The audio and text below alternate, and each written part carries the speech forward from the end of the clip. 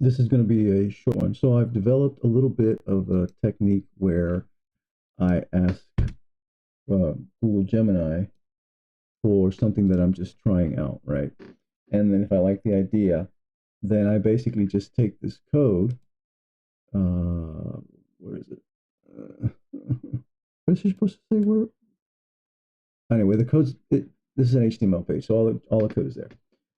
The scene itself is very crude because that's not the main part of the scene.